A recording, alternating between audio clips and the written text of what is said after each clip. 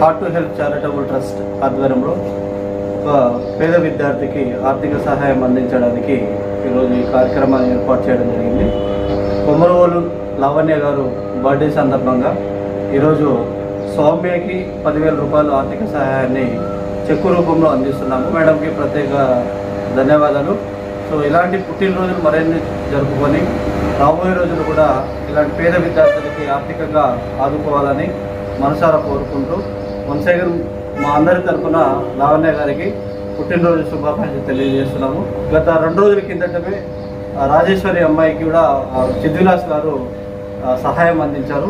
So నిజంగా మంచి సహాయము.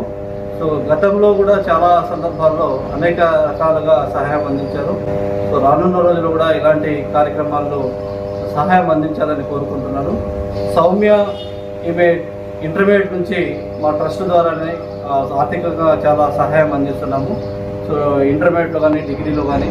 సో ప్రస్తుతం ఆరోరా పీజీ కాలేజీలో చిక్కడపల్లిలో చదువుతుంది, first year.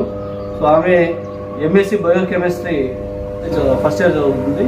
So private college ఇప్పుడు అన్ని ఎగ్జామ్స్ టైం కాబట్టి కొంత ఫీజు కట్టేది ఉందని చెప్పడంతో H2H ట్రస్ట్ ఆధ్వర్యంలో పేద విద్యార్థులకు ఆర్థిక సహాయం అందిస్తున్న లావణ్య మేడం గారికి నా నమస్సుమాంజలి. I am Soumya. Now I am pursuing MSc Biochemistry first year from Aurora Degree and PG College.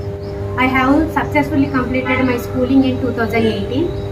Intermediate education time lo inter first year fees కట్టలేని పరిస్థితులు ఎదుర్కొంటున్నప్పుడు H2H ట్రస్ట్ వారు ఆర్థిక సహాయాన్ని అందజేశారు. కరోనా సమయంలో డిగ్రీ చదువుతున్నప్పుడు చదువు ఆర్థిక ఇబ్బందులను ఎదుర్కొంటున్న సమయంలో H2H ట్రస్ట్ వారు అండగా నిలిచి చదువు పూర్తి చేసేంత వరకు బాధ్యతతో సహాయాన్ని అందించారు. ఇంటర్మీడియట్ డిగ్రీతో పాటు ప్రస్తుతం చదువుతున్న పీజీ వరకు ట్రస్ట్ ద్వారానే దాతల యొక్క సహకారంతో చదువుకి ఎలాంటి ఆటంకం కలగకుండా ఆర్థిక సహాయాన్ని అందిస్తూ వస్తున్నారు. H2H ట్రస్ట్ ఆధ్వర్యంలో నేను ఒక సభ్యురాలిని అయ్యి ఒక మంచి స్థాయికి ఎదిగిన తర్వాత నాలాంటి పేద విద్యార్థులకు నాకు తోచిన సహాయాన్ని అందిస్తాను అని కోరుతున్నాను. అలాగే నా చదువుకు ఆటంకం కలగకుండా ఈ ఆర్థిక సహాయాన్ని అందించిన లావణ్య మేడం గారికి మరియు రవినాయక్ సార్ గారికి నా ప్రత్యేక ధన్యవాదాలు తెలుపుతూ ముగిస్తాను.